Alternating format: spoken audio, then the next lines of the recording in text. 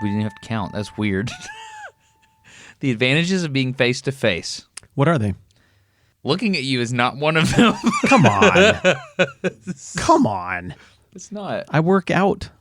Yeah, but I have to, yeah. You walked 500 miles in the last year. I did. So you would think that would at least make it sufferable to look at each other. You were telling me about a comment on a YouTube video. Oh, the YouTube video.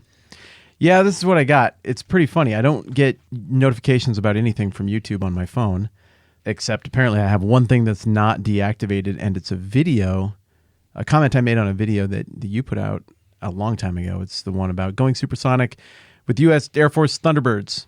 You pull 7 Gs and you got real tired. Do you remember doing that? Or I do. Absolutely remember that. There's a little flag on that wall behind that curtain that was in my pocket when we hit supersonic. It's pretty cool. Yeah. Yeah. Or in Flack, the pilot, Major Jason Markzon, it was in his pocket. He gave it to me afterwards. It's pretty cool. You remember the time that you got deprived of oxygen and almost died? I do remember that, yeah. Okay. Well, that's kind of why I'm asking if you remember, because these are both things that are I kind of don't, taxing but on I the do. brain. Yeah, exactly. It is foggy?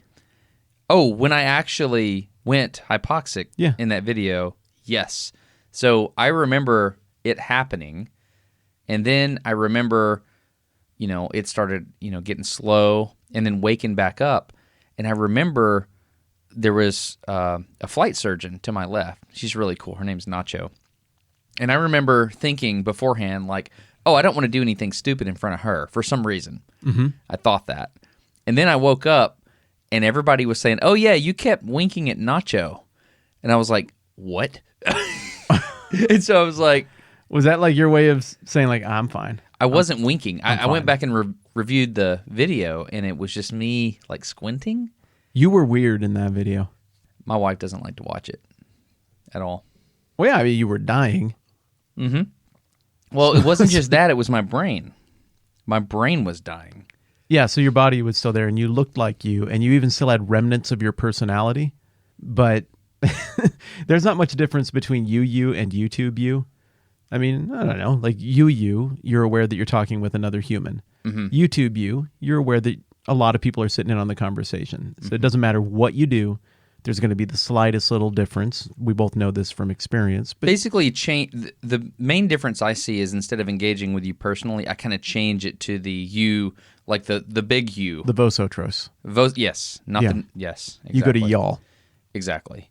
Yeah. Yeah. And it was interesting to see the little bit of vosotros YouTube you still in place there. Like there was still an awareness, like this is for a video or something. Like that switch was still in the on position, but also a little bit of your personality was still in the on position. But it was like a whole bunch of the things that make you you. Like if you imagine just a mixer board, little volume sliders, it's like somebody just had their fingers on those and was gradually sliding down a whole bunch of the other things that make you you. I mean, so I could see why your wife wouldn't like it. It was weird. You were being drained. It's strange. So you sort of remember that. Oh, yeah. Yeah. Do you remember the Thunderbirds thing? I mean, you remember I do. 7 Gs? I do. I remember a lot about that because I remember thinking, oh, well, we're going to do 9 Gs. And then I'd flown an aircraft enough where I knew when your compass was spinning. And so there's a specific moment that he got me. And that's when he said, okay, we're going to go 1, 2, 3. And he didn't tell me which way we were going to roll. And he just stick hard to the right. And we went so hard right, my head went left.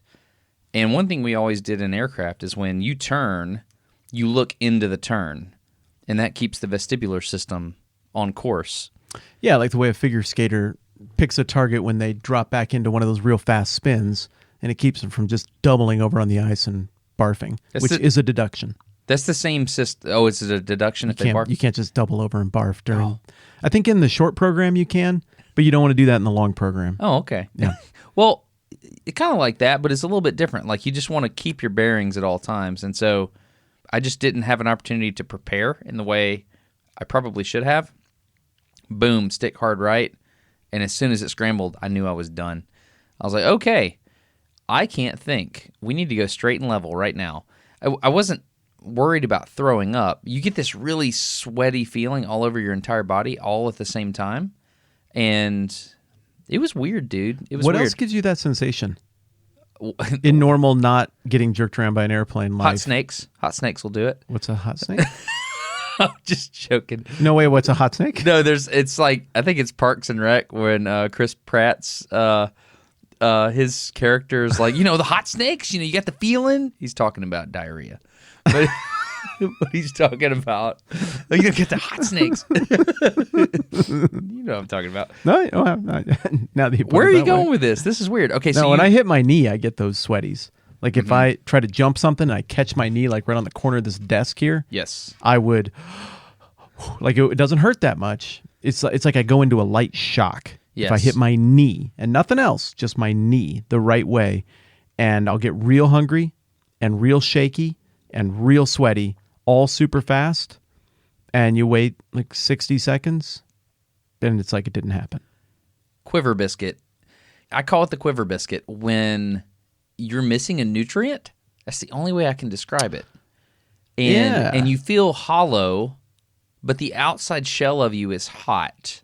Yes. But the inside is clammy, but you can feel it all at the same time. And you're like, okay, there's a nutrient I'm missing. I don't know if it's sugar. I don't know if it's whatever it is, but I need a Snickers right now. Yes. Oh, I get there. Yeah. And I the few times I've really had that, I get the tunnel vision too. I remember one time when I was working in Nebraska, I had this, just got to lunch late, and I had cereal that day. If I have cereal or an apple in the morning and then wait a long time for lunch, the metabolism gets screwy.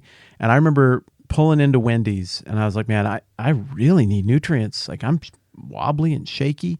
And I walked in, and my vision just closed like an effect in a movie. Boo. I was like, I'm going to sit down. I can't see stuff. And so I tried to play it off. And I went up and I got the order in, but I was like, I can't tell if that table is open or not for sure. I just am going to take a risk. And so I'm kind of just feeling for the table, but I don't want to like grab somebody. Yeah, so I know what you're talking about with the quiver biscuit thing. Here's where I'm going with all of it. When I saw the video, well, everybody saw the same video, but I talked with you the day you went and actually shot the video and we're in the plane. And then you sent me the raw footage and we talked about it a whole bunch. And just listening to you explain it, I was like, well, obviously gravity is a thing. And obviously centrifugal force is a thing. And obviously I've been in vehicles and I know what it's like to have your body still going in one direction, but now the vehicle's going in a different direction. I understand the force that puts on you. I just had never really thought about how far you could stretch that. And the idea that you would just be so exhausted and feel beat up after that kind of a flight, I just had never considered the extent of it. Well, so then you publish the video, you send me the final draft to look at before you hit go live, as we do from time to time. And just as the video is going live, I banged out a simple little comment. It's just say the obvious thing. The obvious thing is, dang, I really have a lot of respect for people who do this. I guess I just didn't understand how much force that put on your body. That's kind of crazy. And I phrased it specifically like this in the moment. Don't remember writing the comment. It had never occurred to me that flying an airplane would be so physically taxing. I am humbled, and my respect level for these pilots has gone through the roof. Yeah? That's it. Uh-huh. What would you say the problems are with that comment? Problems? Yes. Read it again. It had never occurred to me that flying an airplane would be, would be physically taxing. Maybe that's a problem. I'm humbled, and my respect level for those pilots has gone through the roof. I see no problems with that comment. Yeah, I think the internet is telling me that the problem with that comment... You're saying you're getting negative replies to that? Yeah, funny ones. I mean, it's not like my heart is hurt. It's just I keep getting notifications. That's the only reason I know this. It's just like this spiked in the last few months or something, and now people want to talk about this comment from a year or two ago. It would seem that the problem people have with the remark is that I did not know in advance how taxing it could be to fly an airplane like that. You idiot. Yes, that's the gist of the comments. You idiot. How could you not know that? How could I not know? That certainly wasn't the point of the video. It was to teach people who didn't know the thing more about the thing. And it certainly wasn't like the... Yeah, exactly. Hey, wait a minute. You didn't know all the things before? Yeah. Idiot. One of my favorite things is when I edit a video and I clearly leave in something. I don't know. You know exactly. You know all my. You're talking about screw-ups? Yes. Yeah. First time I saw you do that was with the bullet on the hood of the car. Yeah. Yeah, you were working on something that involved ballistics. I don't remember what the video was about, but you were like, "All right, well, these are different calibers of bullets." Or, I think that's what you were doing. And so you stood a few of them up, and one fell over. You're not even on camera, and the bullet falls over. So I know how to make a video. You could just revoice that with a take where you didn't knock any bullets over. Right. But that was clearly your first take, and you're like, "Well, that's what happened, and I'm a person. The people who are watching this, they're people." So we're just going with the first take. And in that take, the bullet fell over. So whatever. And so you just left it. I just thought, I would have fixed that. I like that he left it. That's weird. That's not what you do on YouTube. I like that was not best foot forward. It was human foot forward. Right. Yeah. Because it feels like what you're trying to do with your videos is make it so that when people don't know a thing, like how taxing it is to fly in one of those Thunderbirds, that then they watch the video and then they more know it after. You're an idiot for not knowing that. No, my favorite comment that I see, it's like peak not getting it, is the comment where like, for example, I did a video with Dad recently about carburetors. And I said something along the lines of, wait, one carburetor can run 8 cylinders? And he's like, oh yeah. I was like, really? And most of the comments in that is like, how can you be an aerospace or mechanical engineer and not know that? It's like I was just shooting back and forth with my dad. If I'd like stopped and thought about, let me consider. And I'm letting my dad be the knower of things instead of me having to be the knower of all things. But Dad is the knower of things. And it's okay in the moment for you to know he's sharper on this than I am. He's teaching me. Like I'm just gonna absorb the knowledge. I've flipped the switch entirely into I'm here to learn at the feet of someone else, and the switch is not in the save face position. Now I have a save face position. I use fancier words and bigger things, and I try to make my questions show off more of what I know. I don't like that version of me. Then I have the one where I actually learn position, and I like that one, even though it's more embarrassing and leaves me more exposed to having people know my deficiencies. I just learn more when I'm in that position. And you're willing to do that on camera. You're willing to put that on tape. Yeah. Not all of us are. Why? It's a funny thing, isn't it? Yeah, I get it on my videos where I go and visit churches. And I go in and I just try to ask the questions that I think any honest person, religious or otherwise, would want to know if they walked into a building like that and they were from another planet and they'd been studying humanity a little bit. And they're like, all right, now I want to learn about their religious beliefs. And this is one of their religious buildings. And look at this here. They got a thing on a chain and it looks like they can swing it back and forth and smoke comes out of there. Why you got the smoky swingy thing?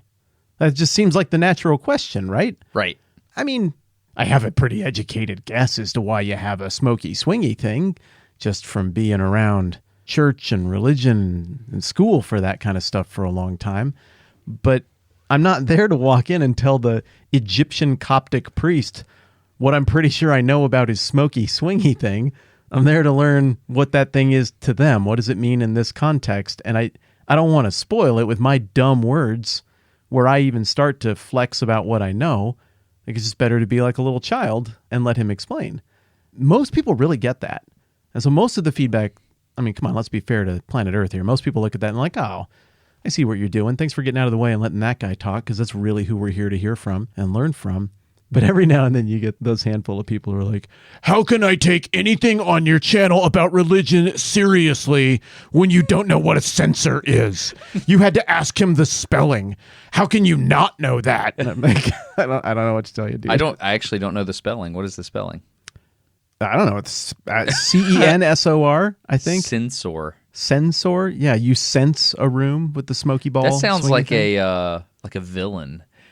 It is I, Censor. Oh, I like that a lot. Really, that means like Skeletor vibes. Get caught monologuing. Yeah, it's pretty good. I think sense there is like in the sense of incense. So maybe it's spelled a little differently than I'm thinking. I don't know. I mean, that's how you learn stuff and you make good internet. So whatever the case. So you made this comment. Yes. And basically the point of the comment was you were getting in the boat with me and you were like, hey, I see exactly what you're doing and I'm going to say the thing you're trying to make me learn. Yes. And then everybody's like, I came fun. to the video because I wanted to learn about things I'll never do. Like I'm probably never going to fly in one of these and I'm certainly never going to pilot one. It's just not my plan. I'm short enough to. but that's the only actual qualification that I have.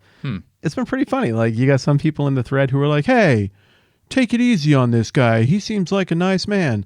And other people are like, religious people don't know things about airplanes. Yeah, I mean, we're not going to turn this into an internet comment conversation. No, we already did that one. Okay, let's not do that then. Because, I mean, I have thoughts about that stuff. And, I don't know. Yeah, let's don't do that. Or maybe we do. No, let's don't. Or maybe no. Dude, you can't say that and then not say that. What are your thoughts? I mean, it looked like you were picking up your phone and scrolling to a comment like you were about to tell me like your philosophy of internet comment. Like you have an ethic of internet comment and you were about to share it and then you didn't for some reason. My dad said something really smart and I think about it a lot. Well, he says a lot of smart things, but one thing he said that really changed the way I internet, he says, here's the thing with writing a comment on the internet. Once you put something on the internet, it's there. And so what's going to happen is no matter how old you are, let's say you're 15 years old, and you write this comment on a public YouTube video, you, as a person, will change. From that moment on, you're going to keep moving forward in life, and you're going to change. You're going to grow. You're going to learn. You're going to have completely different beliefs. But that comment is going to stay the same. You with me? Oh, I'm very with you. So, in that light, does it make sense to even write comments on the internet? At all. Yeah. If I may add to your dad's observation, let's say you don't change. Let's say that you are a perpetual prepubescent boy and you never mature beyond that. You never learn anything new, but you were a really good prepubescent boy and you had good ideas and maturity beyond your years. Is that possible? Let's just say... Let's just say... Is it possible to... Okay. Let's just say... We're just saying. Yeah. Earth is still going to change. So even if you are already the most flawless specimen of human in terms of your ideas and your character, and you write a comment, the circumstances are still going to change around you, even so. And what means something in one moment will not mean that same thing in another moment. When we look at the Greek that is used to make up the New Testament, so it's not just Greek like now. It uses the same characters overwhelmingly, but it's not the same. And if you look at Greek from 300 years after the New Testament, you're like, oh, look at the way this poet from 350 AD used the Greek language here. It kind of corresponds to the way that the language was used in the Bible. The Bible must mean this. It doesn't work. It's 350 years of language evolution. You got to find something that's in that moment because we have enough documentation to say language and culture, it was evolving even really fast back then. How much more so does that comment that you write when you're 15 years old no longer make sense as the English language and culture and what means things, like movies, sports stars, all kinds of things are going to happen. And your comment just will not be static in terms of raw semiotic power. It will not mean the same thing 10 years from now, unless it's unbelievably simple. It's going to be read differently. It's going to strike people's eyes and ears differently 10 years from now. But context is king. And it's impossible to recreate the context that the comment was made in. And so the comment will always be judged by the present day context if it is advantageous for those who want to do you harm. Oh, yeah. You're right? Yes. But, I mean, it takes a very, very intellectually honest person to read a comment and then try to put it back in perspective. That's a challenging thing, and most people aren't willing to do that. That's anthropology, in a way. Digital archaeology, or would it be digital anthropology? Anthropology, I'd say. Really? Yeah, you're not unearthing stuff. You're unearthing people and past versions of culture. Ourselves. So you've got to be somebody who can exegete the entire world of 2005, which I consider to be the beginning of YouTube. I know it started a little earlier. But if you want to go back and look at a comment and interact with it critically from 2005, you've got to understand everything about 2005. You have to recreate that. You have to understand what people joked about, not just in media, because reality and media are not the same. You got to understand where people were at, what pressures they were feeling, and nobody's going to do that work. So you just got a comment that's hanging out there in space that'll always be reevaluated by the moment in which you sit right at any given time. One thing that's interesting is The first YouTube video, have you seen it? No, what's the first YouTube video? It's one of the creators of YouTube standing in front of the elephants at a zoo, and he's making a comment about the elephants that's kind of sly. He's referencing big parts of the elephant. Oh, sure. Ears? Something like that. And so he's talking about it, and he's trying to be funny. But the first YouTube video, the guy that created it, he still has his like the command of the channel. People come back and look at the first YouTube video all the time. And so what this guy does is he uses the video description in that video to air out his grievances with the current way the platform is designed at any one time. Oh, my. So he's continuously changing the description of the first YouTube video to say, like, I don't believe in whatever. I don't know. Whatever is important to him at the time, he's using that place because you have the ability to edit it. You've looked at the Wayback Machine, right, on the internet? Oh, yeah. That's something I've goofed around with since it was an option. Yeah, so the Wayback Machine is interesting because they capture the internet as it is at any one moment, certain pages or whatnot. It's just interesting because the way your YouTube comments are now, I don't know, it's different than what it was. And so even the layout of the YouTube channel looks different. You notice that they're putting less and less of a, I don't know, like the comments matter less now than they used to. Clearly. If you can hide it behind that little drop-down carrot, then that's way more room for ads. That's way more room for money. Also, I don't think people are using the comment section in good faith often. So, yeah, it doesn't really matter. Yeah. I have a really good comment section. You do? Yeah, I overwhelmingly, I like the people who comment on my YouTube videos. And that's weird. I don't have a lot of colleagues who could say the same. But for whatever reason, I just, luck of the draw maybe, just ended up with a really pleasantly chill space in that regard. When I make a remark here or there about like, oh, this thread got funny. Well, I mean, this thread got funny, but it's on your channel. Right. So I lay that at your feet, obviously. I think the YouTube comments on Smarter Every Day have gotten better over time. I don't look at them. I don't have a sense of it. I've done some things to change that, but used to I would upload a video, and for the first few hours I would sit there and just kind of look at the comment section and make sure I didn't do something crazy stupid in the video. I remember. But now I just like upload, plug my ears, and walk away. Yeah. Then just walk away. Yeah. That's what I had to say, and I'm out. Usually I'm uploading at like 3 a.m. and something, so I'm like, I'm going to go to bed and wake up and go to church or whatever it is. This episode of No Dumb Questions is sponsored by HelloFresh. Matt, what's the, just do the promo code Reedy thing. You want me to say the thing? Yeah, well, all right. If you go to HelloFresh.com/NDQ16 and enter the promo code NDQ16, then you get 16 free meals from HelloFresh and 3 free gifts and a 2022 Nissan Versa. You have to unsay that. You don't get a 2022 Nissan Versa, but you do get all that stuff. I mean, 16 meals. That goes a long ways. Yeah, that's a lot. That's a lot of food. I just opened HelloFresh.com/NDQ16 and I'm looking at it, and these are some options for you. You got 50 or so, even more than 50 options to choose from. Pecan crusted chicken. Oh. Melty Monterey Jack burgers. Wait, can I come look at that? Yeah. Figgy balsamic pork. You got one pan pork stir fry tacos. It's ridiculous. All the food here is incredible, and the cool thing about it is you actually get to make it yourself. And at the end of the whole day, after you've done everything and you've eaten it, you're like, man, I just made a meal like a chef, and I ate it because they sent me all the ingredients. And yeah, I just did it. I just followed instructions. It's great. It's good for your, I don't know. Is this the kind of podcast where we talk about mental health? We don't do that. Well, I want everybody to be mentally healthy. I'll tell you what's good for mental health is hanging out with other adults and saying the adjective figgy at each other, not ironically.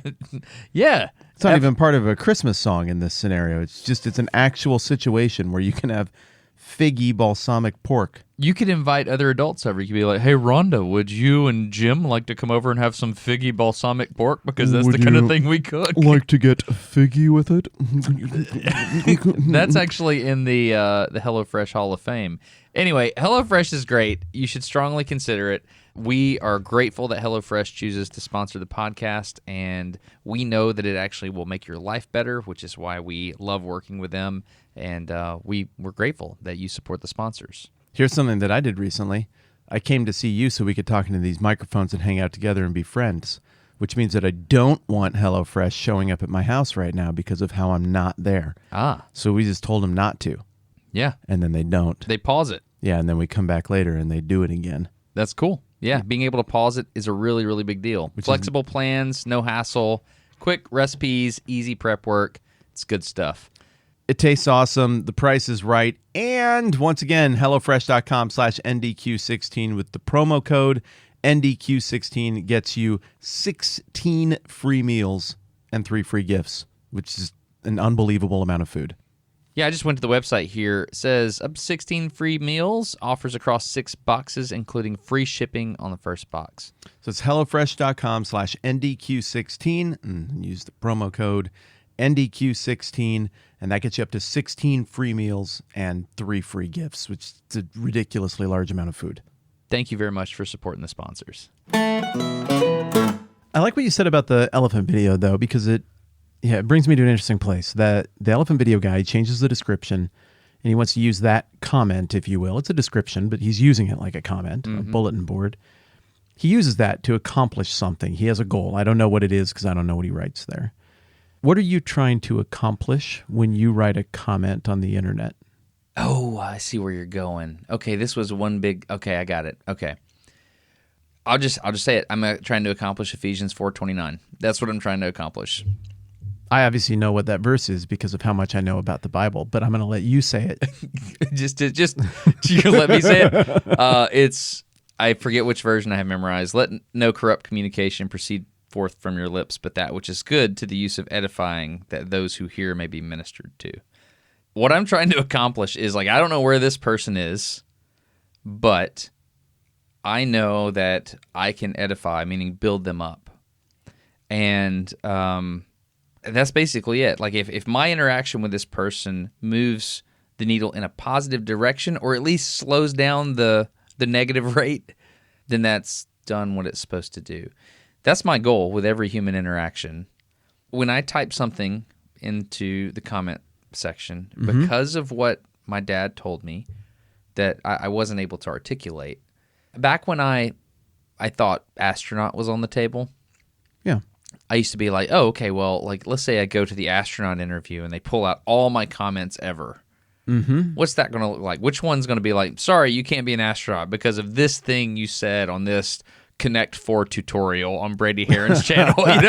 You know. Yes, I watched you run those calculations. Yeah. And then I was like, okay, cool. The astronaut thing's probably not going to happen, and so I have the option of being completely free with my words. And now I'm like, I'm not going to do that because I want to edify those who I interact with, and it's not for selfish gain or anything like that. I don't think. I mean, your name is worth more than gold. Like, to have a good name is very, very important. To be respectful and, kind to others, super, super important.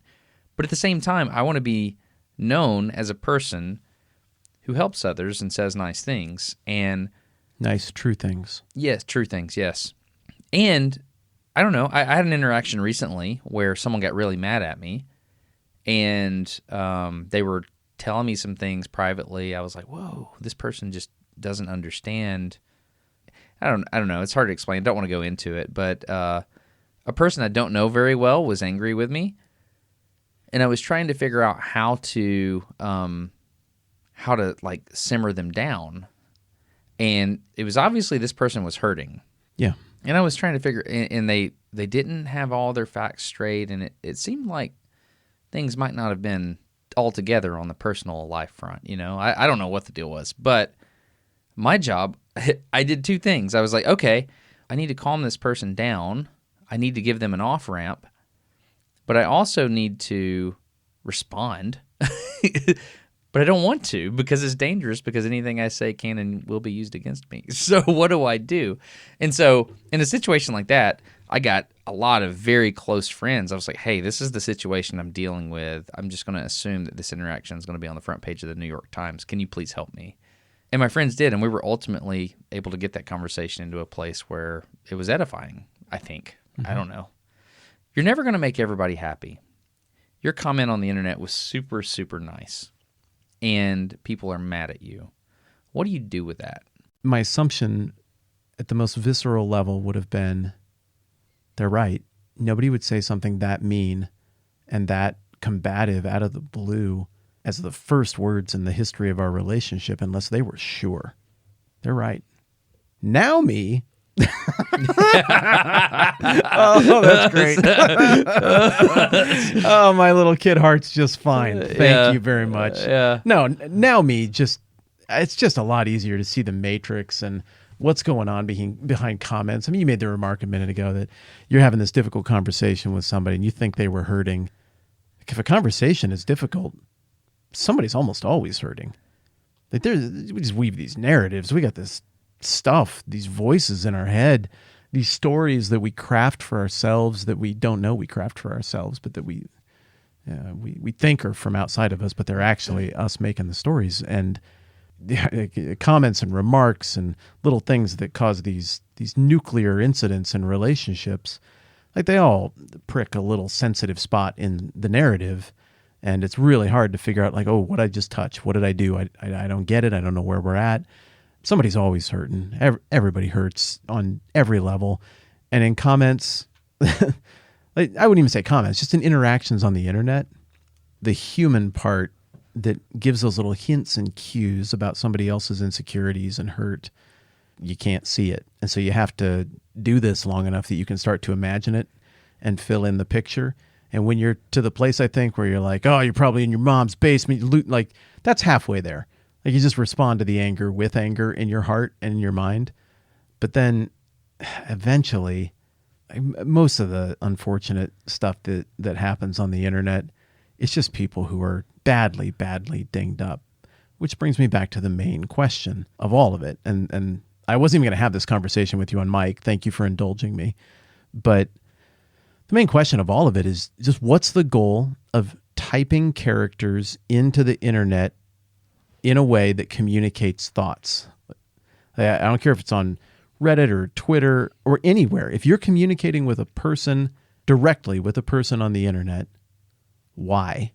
And I like your answer. I think that's a great answer. I mean, I'm sure if you went through all of your comments, you'd be like, oh, well, not all of these are a 10 out of 10 at achieving my goal.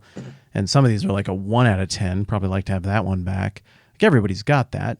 But you have an answer to the question. Here's what I'm trying to accomplish. When people write particularly biting stuff of late, I've been asking that question. Hey, what were you trying to accomplish with this comment? What did you hope would happen here? I think the answer for a lot of people is, well, first of all, they're not self-aware. And not like us. No, we're completely self-aware. Right. Well, you know exactly what I'm trying to get at here. A person that is in pain and wants another person to feel pain, that's not a healthy place to be. I have a friend. I've sat at a table and had a meal with this person. I've noticed, interestingly, golly, man, I don't want to talk about specifics. Yeah, go vague. Yeah, but I've watched this person over a series of years on their different social media channels, outlets, not YouTube channel, just like there's Instagram, Twitter, stuff like that. I've watched this person slowly become more and more free with their speech. In a good way? No. Oh. No, like getting to the point where they're using a modest following to sling mud at some specific group. Okay. Yeah. I'm just going to choose to keep it vague. And it's clear that this person is slowly descending into, oh, well, I can use my voice to fight against what I perceive as bad. Yeah. I've noticed that the more times I can interact with people in a positive way, even if I completely disagree with them, if I actually get to know them, get to know their families, backstory or something like that, then you can earn trust with each other, and then you can have a conversation that actually affects change. Like, if there's no trust between you and I, we don't mutually have something to lose in the discussion, then we're just kind of like posting stuff on each other's Facebook wall or something. And so it doesn't. Yeah, and surely there are other things that can generate trust other than just mutually assured destruction. But I see what you're getting at. My point is, I've noticed this person descending into what I perceive as an unhealthy place, and I try to get that conversation offline as quickly as possible. Like, hey, I've got your actual phone number, and I start texting them. I'm like, something's wrong. Can we talk? Can we talk? Hey, I noticed this. You need to take this off the internet now. So we're talking. I mean, that's DEFCON 5 right there. That's the egregious in your opinion. In a situation where this happened, there's like 3 or 4 individuals that I'm thinking about when I'm telling you this. One of them advocated for lining up people and shooting them. Yeah, I don't care which people we're talking about. I don't think that's a good idea. No, I don't either. And so I was just like, I saw it, and I was like, okay, you're not thinking. So I got to get to you fast, and I got to get you to delete this comment because you're going to change, and this comment's going to stay the same. So, quickly, I got the pen in my hand. Okay. Just quickly indulge me on this. What's wrong with that comment? What if the people they wanted lined up and shot are just really, really, really, really wrong and bad? What's wrong with the comment? Walk me through it. Well, murder's wrong. Agreed. Okay, murder's wrong. What if there was a tribunal first and all those people were found to be bad by like a court? I mean, it's just advocating violence is what it is. Yeah, I mean, I don't want to get into the capital punishment discussion here. We did a episode on that with The Sun Does Shine. But I don't know. You're pointing toward the Pandora's box. Like, if we start tweeting at each other about who we're pretty sure ought to be murdered because of their wrongness, it's going to become reflexive. Like, that's bouncing back on you. That's a blunderbuss, not a sniper rifle, those kind of comments. I think it's just, I mean, I understand you're trying to walk me through why is it wrong to say that on the internet just to kind of analyze it, but to me it's just objectively wrong, and we could. I'm at peace with that answer. Yeah. Okay. Destin, what's the single best idea in the history of this podcast? The 50-50. That is correct. Could you explain to everyone why? Yeah, I actually can. So here's the deal. A long time ago, we created this thing called the 50-50, and I think it's time to bring it back, Matt. Do you think we should bring it back? It never left. Not in my heart. Okay, so here's how the 50-50 works. So we actually paid money. Dude, we invested. It was actual money. We paid actual money to purchase the URLs, the5050.com, the FIFTY.com. We had to buy that from someone. We had to buy it from a person with money we could have used on food. Yeah. We made that decision for our families. We did. And so we bought the 5050.com and the 5050.com. Well, I didn't want there to be ambiguity. What if somebody wanted to play and they got confused as to what the URL actually was? Do you remember the conversation about whether or not we should buy those? It was like It was like the biggest investment of. I was at an Arby's in Utah, and I had to leave the restaurant because I was laughing so hard at where the conversation was going that I was offending all of the good people of Utah at Arby's. It's amazing. All right, so here's how it works. If you go to the 5050.com, you will see 2 buttons. And here's can I just read it? Yeah, we put a lot of work into that word crafting. Please read it. Okay. You are about to play the 50-50. Here's how to play. Number 1, look at the 2 buttons below and choose one in your mind. Number 2, click on the button you've chosen. Number 3, live the consequences. That's the game. If you win, you get to see something wonderful, and you will be morally obligated via blood oath covenant to support us on Patreon, parentheses, link to the right. If you lose, you'll see something strangely enchanting but deeply disquieting and will be morally obligated via blood oath covenant to support us on Patreon, parentheses, link on the right. You were warned. Disclosure, this is a gimmick designed to make groveling for Patreon support more fun. Thank you. It's the best idea ever. So I have a question. Yes. We just went back and we looked at what's behind the buttons. Yeah, we watched all of both. Okay, so my question is, do we change them? It's been years. It's probably been 2 years. Yeah, we got to change them. I don't... Because you can only play the game once otherwise. What about people who already played it back in the day and they want to play it again? Well, people that originally played it will remember if they lost, they saw the zebra being disemboweled by an alligator. Yes, that was a that's crocodile, true. actually. It was a Nile crocodile. If you play it right now, I don't want to describe what you see because I kind of want to make you see it. What? Studies have shown, I think there was a major academic study done. That sounds right. That said that people that play the 50-50 Yes. usually go back and hit the other button just to lose. I don't know why people that win want to go lose. Peer-reviewed. Yeah. Because you want to play twice. Because I know. It's such an enchanting game. And maybe you're not comprehending fully how cool the game is. You have two things. And then you pick one, and one of them was right. So if you didn't pick the one that was right, you blew it. If I understand the game correctly, the important part, or one of the rules, is the Blood Oath Covenant part, where you support on Patreon. Oh, it's over as soon as you decide to play. And you decided to play after you made a decision in your mind as to which one of the two buttons you would click, not after you clicked.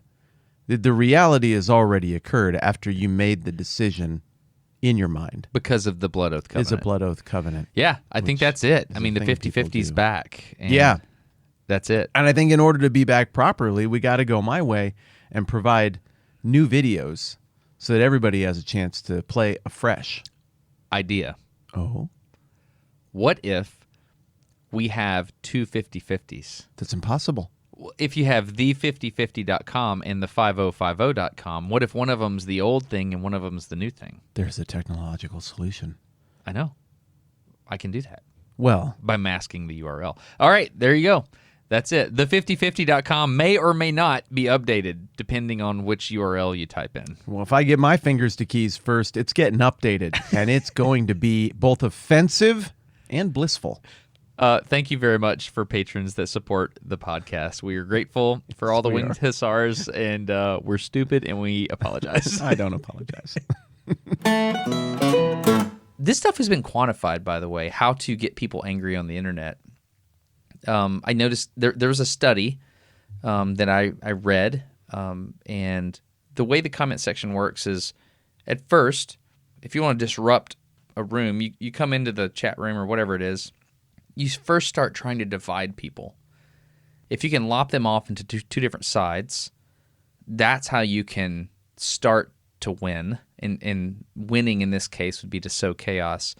If you can get people to choose a side and advocate for that side, or at least verbalize that they're on one side or the other, that's when it starts. And then you come in with another account, and then you say, oh, yeah, oh, you're on that side? Well, you're idiots because this.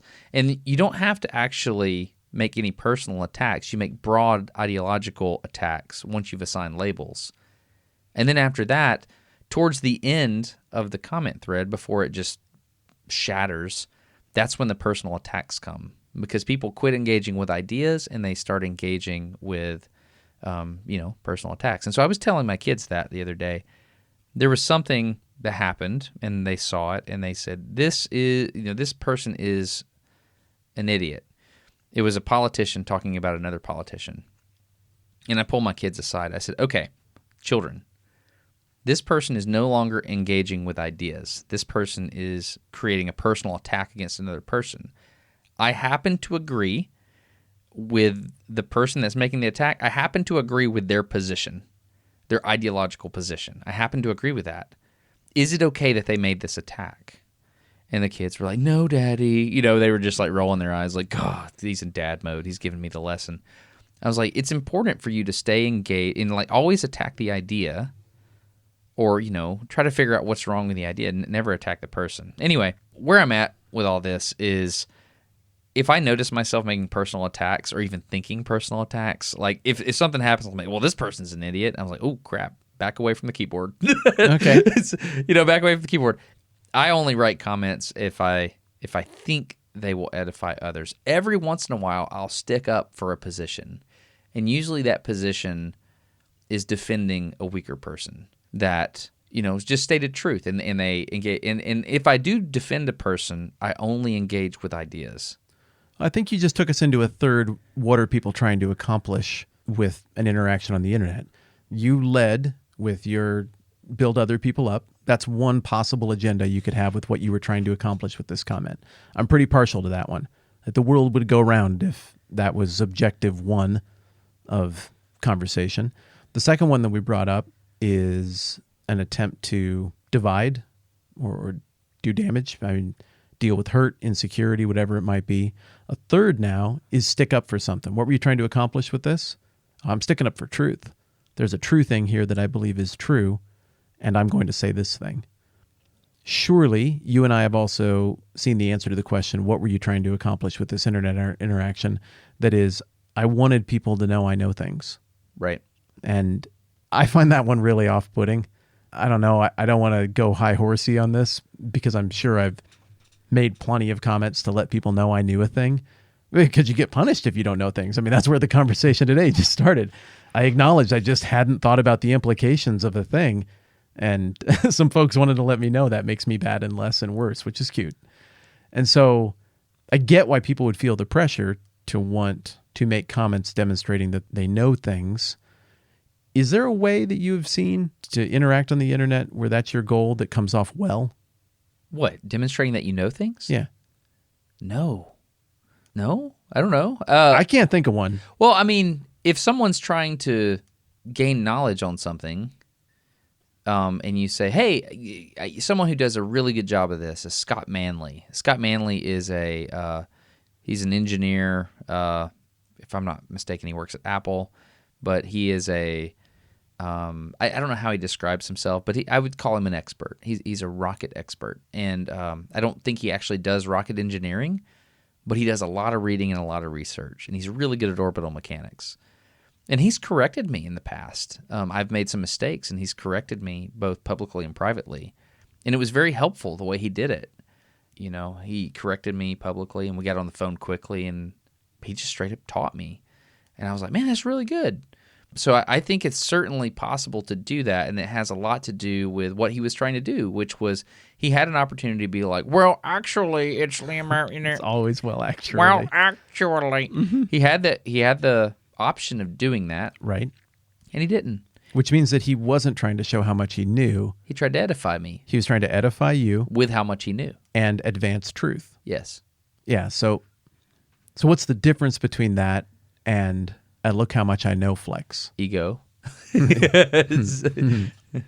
So I want to be aware of how my comments are perceived on the internet. And more, my go-to move is don't engage. That's more and more. Isn't that a white flag, though? Cool. You can win. I'll surrender. Oh, I didn't say we were in a fight. No, I don't mean a white flag toward the other person, like, oh, now they're going to win the comment war that never happened. I mean a white flag toward the internet. No. I made this video and I edited it and I said what I wanted to say. Mm-hmm. Feel free to make a video to tell me why I'm wrong. Feel free to write in the comment section why you think I'm wrong. That's okay. Usually when I make a video or whatever, I try to think about what I put in it and I try to fact check it as much as I can. Not just on the facts, but I'll give you an example. I made a video recently and I missed the tone. I just missed it. And, I know the video. Yeah, and I put it in front of a lot of people. I was like, what do you think about this? And these are trusted people that know me in real life that will just say, hey, you got some, mustard on your face there after you took a bite of that hot dog. Those friendships are so valuable because there's trust. I mean, these are the type of people that will just tell you when you're wrong. And they do it in I'm laughing because I know what video it was. Everybody but me was like, dude, do not publish that. And I was like, this is awesome. This is the best thing you've ever made. Put it out there immediately. Don't even edit it. Well, see, that's the way I felt about it, too. I was like, I freaking hate this example. This is magnum opus. Go. Yeah. And so the piece of advice I heard the loudest was one of the quieter people in my lives. In terms of when they push something on me, they're like, hey, maybe you can, they always like, and then when I finally heard what this individual was saying, I was like, oh yeah, this can't happen. This can't happen. And so they had a point. They had a point. Yeah. You're picking up what I'm putting down. What I'm driving at. I smell what you're standing in. Yeah, I think you are. What I'm driving at with this conversation is not, what do you do with comments? We had a great conversation with Barnaby about that. It was excellent. And I think I gleaned more from him than I could ever hope to articulate myself. He was brilliant in that conversation. Where I've been wanting to go with this conversation is more just general strategy, not just for people who make content, but for people who consume it, people who share it, people who say stuff in any way on the internet. I've been in a place the last few months where I've been prompted to consider, what's the point? I watched the video you made that you're considering putting it out there. Mm-hmm. And I've watched the video where you ask, what is the point? Mm-hmm. And what's interesting is you have an option of telling people what the point should be, but you're not. You're just asking the question, what's the point? If I'm understanding all this correctly, is it true that what you're trying to encourage people to do is carefully consider everything they do on the internet and just say, what is the point? Like, why would you spend time here? You've been given a body, and the body has a fuse on it, and that fuse is burning, and it's gonna break. It's gonna blow up at some point in time. Yeah. And then you have a certain amount of time because you're immortal. Certain amount of chapters in this book. Right. Why would you spend any energy on writing a comment on the internet? Why would you do that? Is that the question you're asking? Yes. And to be clear, I'm not asking that question as a rhetorical question where the obvious answer is, so don't. That's not what I'm driving at all. I think there could be tremendous value to that. I've received tremendous value and benefits from things that people have written at me on the internet. The greatest, most meaningful friendships I've ever had in my life is one I'm enjoying right now with the gentleman I'm talking to in this room. And I mean, that's because of a DM on Twitter. I mean, you just sent me a note one time. And then, I kind of want to go back and look at that. And then we talked about stuff. And so, look, I mean, there's tremendous upside to any human interaction. There's all kinds of potential and opportunity anytime two people in any way interact with each other. I mean, you ever just sit around and think about the odds against you existing? There shouldn't be a me. The dust and stuff that makes me should have been something else. Should have been rock or space dust or just nothing. But it's organic and it's here and it's in this moment and it works. And I have a life and a mind and relationships. The odds get even longer at the possibility of the grandma with her grandkid behind me at the grocery store being there and there being another human that I could interact with. It's just incredible. It's crazy that we would both exist, in close enough space that we could interact. I've just been thinking a lot lately about what do I want to do with that crazy opportunity that comes with the sheer mathematical insanity that I would have the opportunity to interact with anyone, let alone through the power of the internet, interact with everyone. And if I have this crazy opportunity that just all odds are against, but yet here we are, what do I want to do with it? What do I want to do with a friendship with you? What do I want to do when I've got a few Twitter DMs here? I can't respond to all of these, but I'm going to respond to this one. Like, just what do I want that interaction to be with that other human? I saw a video I didn't like. What do I want my interaction to be here? Should there be anything? Is there anything that could be fruitful, productive? What are my values? What's the goal? What's the end game for all of it? What is the thing that could happen at the end of my life if it were all quantified up, all of my interactions with everybody, and I could look at it all presented in a neat, tidy data set and be like, yeah, well, that's pretty much how I wanted my interactions to be. This is what it did. This is the net sum of all that accomplished. And that's good. I would be satisfied with that. And I think for me, I haven't thought about it enough. I have this huge opportunity that's even exaggerated more so by the existence of the internet and the opportunities that come with that kind of electronic communication. And I'd just like to think carefully about why. And I would like to invite other people to think about why, or I guess what we're going for as well. What do you hope happens? I saw a tweet this morning by a guy that was summarizing his confidence in things. It's hard to explain, but he was saying, like, if I'm this confident versus my knowledge, he drew a graph. Like, if it was an algebra equation, it would have been y equal x. It was just a 45-degree angle up. Sure. Yeah. And so confidence was in the vertical axis and knowledge was in the horizontal axis. Okay. And so if his confidence was right, then he would be placed right on that line. Like, I am as confident about my knowledge as I have the knowledge, to be confident about. If he was overconfident, that was like an arrogance. Does that make sense? Mm-hmm. And so it would be super, super interesting if there was some type of pentambulator, whatever, where you could... A 5-sided walking cart? Yeah. I think is what that would break down to. I don't know. The perambulator. Okay, now it's just a walking cart. Yeah, but I don't know, whatever. So if you had the ability to graph all of your interactions on the internet on a graph, and it's like, this helped people, this hurt people, it would be really, really interesting to see what that would look like. If you had some kind of function, and this is like, this helped people, this has hurt people, and this is like, maybe, let's say, I don't know, one axis, it would be a graph, and you'd have positive and negative. So it would be like quadrant 1 and quadrant 4 of the Cartesian coordinate plane. And in the vertical, you would have my comments that helped people, and then, down below y equals 0, you'd have my comments that hurt people. And then you'd have on the x-axis the magnitude that it affected them, the positive or the negative, right? Yeah.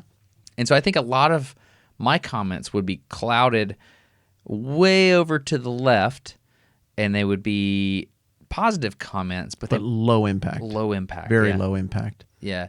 But I agree. That would be my assessment of your Yeah. of most of your comment interaction. Yeah. Very innocuous, but positive. I think you as well.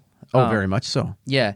And so, man, how cool would it be if you had the ability to just use some kind of AI to do that to your comments on the internet? Would you have any like crazy outliers that's like, whoa, this one had a deep personal impact to people in a positive way? Or this had a very deep personal impact to people, but it didn't really affect them one way or the other, positive or negative. It was just it meant a lot to people. Or the darkest of comments. It's like, man, this one hurt a lot of people. It's way down here.